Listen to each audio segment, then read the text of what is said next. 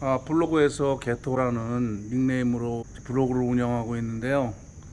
블로그에서는 개토하우스 하면은 이제 검색을 할 수 있습니다. 저는 작년 2024년도 12월에 정년퇴직을 했는데, 많은 사람들이 정년퇴직을 하고 나서도 일을 해야 되는 이런 상황들이 벌어지니까 참 저로서는 난감하더라고요. 왜냐하면 우리나라 국민연금 제도가 퇴직을 하면서 이제 시행을 한다라고 약속을 하고 국민연금 제도를 시행했었는데, 한 30여 년 동안 두 차례 연금법이 개혁이 되면서 64년도 대생 같은 경우는 이제 한 3년 유예 기간이 있고요. 그다음에 점진적으로 4년, 5년 유예 기간이 있어가지고 68년인가 69년도서부터는 이제 65세에 연금을 지급하다 보니까, 정년퇴직은 61세 만 61세 정년퇴직을 하는데 연금은 주지 않으니까 노후 소득 공백기가 발생하는 거죠. 젊은 사람들이 특히 뭐 이런 얘기를 하는 얘기를 들었는데, 벌어서 뭐 했냐, 저축하지 않았냐 이렇게 얘기하는데, 사실 뭐 우리 나이 또래에 있는 사람들은 알겠지만은 다 벌어서 이제 자식 교육시키고 시집장가 다 보내고 뭐 독립시키고 뭐 이런 부분으로 이제 사용했기 때문에, 실제상으로는 제가 보기에는 거주하는 아파트 한 채가 전부지 않나. 그거조차도 이제 대출이 있는 이런 부분이어서 노후라는 부분에 대해서는 모두 이제 황망하기 시작하고 당황하기에 바쁩니다. 근데 저 같은 경우는 이제 퇴직을 하고 참 이게 서양처럼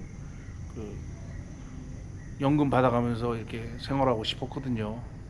그래서 꾸준히 그런 부분에 대해서 준비를 했어요. 그런 취미라든가 그런 부분에 대해서 준비를 해서 그나마 이제 자식이 시집장가 다 가고 독립을 한 상태라서 저는 다른 은퇴자들보다는 조금은 좀 심적으로나 좀 낫습니다만, 대부분의 은퇴자들이 겪는 그런 고통이나 느낌이나 생각들은 아마 대등소이하리라고 봅니다. 이제 무엇보다도 가장 와닿는 것이 뭐냐면, 사실 은퇴라는 것을 이제 고려하지 않고 계속 일 속에서 살아왔기 때문에, 이분들이 은퇴 이후에 노후를 어떻게 보내야 될 것인가라는 부분에 대해서도 깊이 있게 이제 생각지 않고 그냥 막연하게 은퇴하는구나 뭐 이런 생각 정도를 했지, 은퇴 이후에 자신의 어떤 삶에 대해서 구체적으로 생각을 하고 뭐 이렇게 노력을 했다거나 아니면 뭐 실행을 했다거나 뭐 이런 부분이 없는 것으로 알고 있습니다.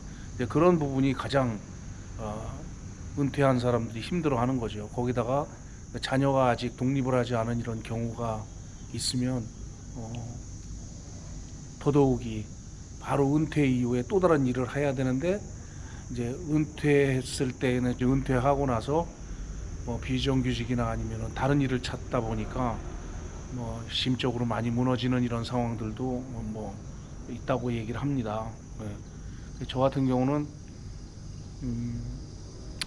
뭐 이런 부분에 대해서 뭐 닥친 거니까 어쩔 수 없는 이런 부분이고, 가능한 한 고용보험 이런 거 국가에서 주는 거 이런 거 받으면서 일단은 억지로 뭐 일을 하기 위한 그런 노력은 하지 않겠다. 그리고 나름대로 이제 내실을 기하기 위해서 뭐 자격증 공부라든가 뭐 이런 부분으로 이제 자격증을 따서 이런 어떤 알찬 취업이나 아니면 독립, 개인 어떤 일 뭐 이런 부분으로 하려고 생각은 하고 있습니다. 뭐 다른 생각들을 하시는 분들 계실 겁니다. 근데 지금 현재 청년의 문제도 이제 심각하지만, 노년의 문제도 말을 안 해서 그렇지 이제 심각하다. 이분들이 이제 부모의 세대가 되다 보니까 자식들의 어떤 그런 부분에 대해서 그래도 이제 배려하려고 그러다 보니까 이제 말이 없는 것이지, 사실은 노후의 어떤 노년의 삶에 대해서 이제 이제 부모들의 삶 이런 부분에 대해서 문제가 심각하게 이제 있다. 어, 정년을 연장을 한다. 이런 부분에 대해서 이제 이 정부 들어서 이제 활발하게 논의되고 있는 것 같습니다. 그 전에 계속 정년 문제가 얘기가 됐었는데 이제 그 계속 논의만 됐고 이제 그 어떤 결정이 되어지지 않다가 이제 청년의 문제 때문에 자꾸 미뤄지고 이러다가 이 정부 들어서 아마 그 정년이 될 텐데, 정년이 되면서 국민연금이 뒤로 미뤄지면 이건 의미가 없는 거예요. 어차피 뭐 일만 뒤지게 하다가 죽어라 이런 느낌이 꽤 해석이 안 되는 거지. 그러니까 이제 정년과 함께 이제 국민연금을 맞춰주는 것, 이게 가장 중요한 포인트인 것 같아요. 저 같은 경우는 정년 늘어나는 거 이제 원치 않고 국민연금을 맞춰달라고 그래가지고 이제 현역 때도 이제 그렇게 주장을 했었는데, 이게 이제 프랑스 그 노동 파업할 때도 그 이슈가 그거였었거든요. 이제 정년을 늘린다라는 거죠. 자기는 빨리 일을 마치고 현역에서 은퇴하고 이제 복지 혜택 받아가면서 연금 받아가면서 이제 자기 생활을 하려고 그랬는데 그 정년을 더 늘려가지고 일을 더 하라고 그러니까 그렇게 못하겠다, 이런 부분이었었거든요. 근데 우리나라에서는 정년을 늘리면 된다라고 얘기를 하니까 이 아이러니가 아닐 수가 없죠. 근데 정년을 늘리면서 국민연금이 더 멀어지는 이런 부분이 아니라 이제 국민연금에게 다 가서는, 그러니까 정년과 국민연금을 맞춰주는 이런 부분으로 이제 재발되어야 된다라는 거죠. 저는 일단은 국민연금 개시할 때까지 크게 고민하지 않고 주어진 대로 일이 있으면 일을 할 거고, 일이 없으면 이제 손녀가 있으니까 애들이나 보면서 이제 이렇게 지낼 거고, 비교적 다른 사람보다는 좀 괜찮다는 이런 부분입니다. 어쨌거나 노후의 전반적인 이런 문제들이 대한민국에는 좀 심각하다. 이거를 지금 현재로 각자가 극복할 수밖에 없다. 각자가 극복하는 이런 부분에 대해서 제가 좀 이러한 콘텐츠를 가지고 좀 함께 이야기를 나누고 좀 그래 볼 생각입니다. 그리고 저는 취미가 여행인데요. 여행은 사실은 여행이라는 것이 돈이 있다고 해서 여행을 가는 게 아니에요. 1년에 두 번 상반기 하반기에 그 항공사마다 이제 그 특별 항공가가 세일을 합니다. 이때의 세일가를 잡으면 터무니없는 가격에 이제 비행기표를 구할 수가 있어요. 그리고 그런 비행기표를 가지고서 또 숙소도 이제 자기가 이제 직접 구하다 보면은 큰 돈 안 들이고 동해안 정도 가는 이런 돈 들여 가지고 동남아 정도나 일본 정도는 여행을 할 수 있습니다. 이게 이제 우리 같은 시니어들 같은 경우는 이제 패키지 여행을 이제 그런 식으로 이제 가다 보니까, 사실 패키지 여행 같은 경우는 이제 가이드나 또는 여행사가 있잖아요. 항상 우리가 이제 생각을 하는 게 공짜는 없다라는 겁니다. 그래서 남의 손을 빌리면 항상 거기에 맞는 어떤 그 인센티브나 어떤 페이를 지급을 해야 된다, 이런 부분이 있어서 저가의 어떤 그런 이런 그 여행 패키지를 선택을 하게 됐을 때는 거기에 맞는 돈이 더 들어가야 되는 이런 부분이고, 안 들어간다고 그래도 또 이거는 사실 여행 가이드한테 또는 여행사한테 이게 못할 짓이거든요. 그러니까 그런 부분에 대해서 적정가라는 게 있기 때문에 제일 좋은 여행은 자기 본인 혼자, 본인 스스로 개인 여행을 하는 것이 좋다라는 이런 저 나름대로의 생각이 가지고 있습니다. 그래서 저희는 자녀들이 있을 때도 개인 여행, 배낭여행 이런 부분으로 이제 꾸준히 다녔어요. 그럼 배낭여행 같은 경우 집사람하고 둘이 이렇게 동남아 한 10일 다녀오면은 뭐 한 100만 원 정도, 둘이 한 50만 원, 비행기표가 뭐 모든 경비 다 포함해서 100만 원 뭐 어바우트해서 쓰고, 뭐 더 쓸 수도 있지만은 이제 그런 부분에 대해서 뭐 쓸데없는 선물 같은 거 이런 거 이제 자제하면서 쓰다 보면은 어떨 때는 100만 원도 못 쓰는 이런 경우가 있습니다. 그래서 둘이 뭐 한 4박 5일 정도 이런 여행 같은 큰 돈이 안 들거든요. 일본 같은 경우는 큰 돈이 안 들고, 그래서 꾸준히 이제 이런 걸 생활해 1년에 한 두세 번씩 이렇게 생활해 왔기 때문에 뭐 여행에 대한 그런 경비는 많이 들지 않습니다. 그 여러분께서도 다양한 삶을 체험하기 위해서라도 여행은 정말 권장하고 싶습니다. 여행은 정말 공부하고 싶은 이런 부분이고, 여행을 통해서 자기가 다른 어떤 환경이나 이런 노출이 되는 거죠. 그래가지고 훨씬 더 삶을 더 재조명해보고 겪어보고 갈 수가 있다, 이렇게 아, 이런 말씀을 좀 드리겠습니다. 그래서 어, 여행을 하는데 개별 여행을 떠나라. 그러니까 자유 여행을 떠나라라는 거죠. 음, 배낭 여행을 떠나라. 그 요즘은 이렇게 나와서 보면은 어, 시니어들이 어, 정말 진짜 그 어떤 분들은 손주도 데리고 나오는데, 시니어 분들이 그 배낭 여행을 많이 다녀요.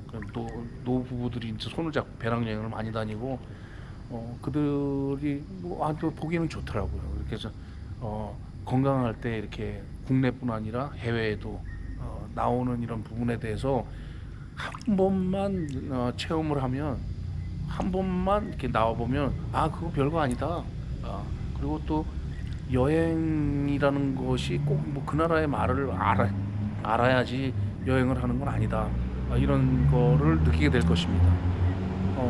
비교해 보면은 뭐 이렇게 서양 사람들이, 특히 미국 사람들, 영국 사람들이 뭐 우리나라 말 알고서 배워가지고 우리나라 여행하는 거 아니잖아요. 그리고 마찬가지로 우리나라 사람도 뭐 영어 몰라도 되는 거죠. 요즘 번역기 안 써도 됩니다. 그 이제 다 뭐 그 잡지가 있습니다. 거기에 이제 해외 배낭여행의 소식들이 다 이제 정보들이 다 이제 수록이 되는데, 그 론리 프레닛이라는 이런 부부가 신혼여행을 이제 배낭여행을 간 거죠. 그래서 배낭여행을 가다 보니까 이게 뭐 한 달이 되고 뭐 두 달이 되고 뭐 1년이 되고 그러면서 이 여행자의 삶이 돼버린 거예요. 신혼여행이. 그래가지고 이제 결국은 이제 배낭여행자를 위해서 이제 그런 그 책을 내게 되는데, 그게 론리 프레닛인데, 그 론리 프레닛이라는 그런 책을 보게 되면 이런 말이 있습니다.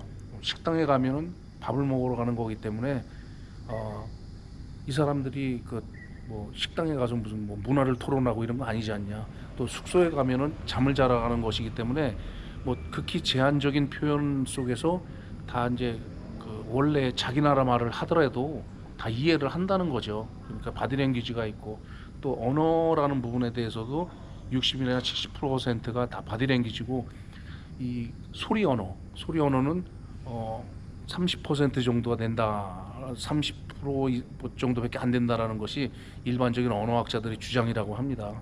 그래서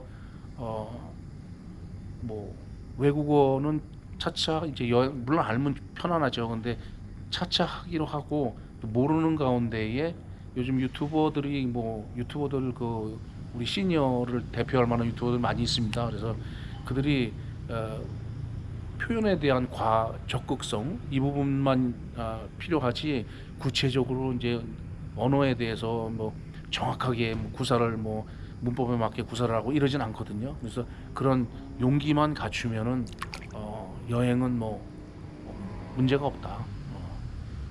그리고 그런 여행을 통해서 삶을 좀 더 윤택하게 만들고, 좀 더 자신을 좀 더 이렇게 낫게 만들고 그랬으면 좋겠습니다. 오늘은 그냥 시니어들의 어떤, 제가 이제 시니어로서 제가 느끼는 이런 생각들을 한번 두서없이 정리를 해서 말씀을 드려봤는데요. 뭐 사람마다 이제 다 다르게 이제 받아들이시겠죠. 일단은 저는 이제 여행을 사랑하고 또 여행을 좋아하고, 그래서 여행을 통해서 이제 여러분들과 만나고 싶습니다. 다음 콘텐츠는 시니어들의 어떤 그런 삶에 대해서 또는 어떤 도전에 대해서 이렇게 제가 직접 한번 체험을 해보면서 여러분과 같이 한번 체험을 하는 이런 부분으로 했으면 좋겠습니다. 여러분 이제 여기는 태국 끄라비 키린 리조트라는 곳입니다.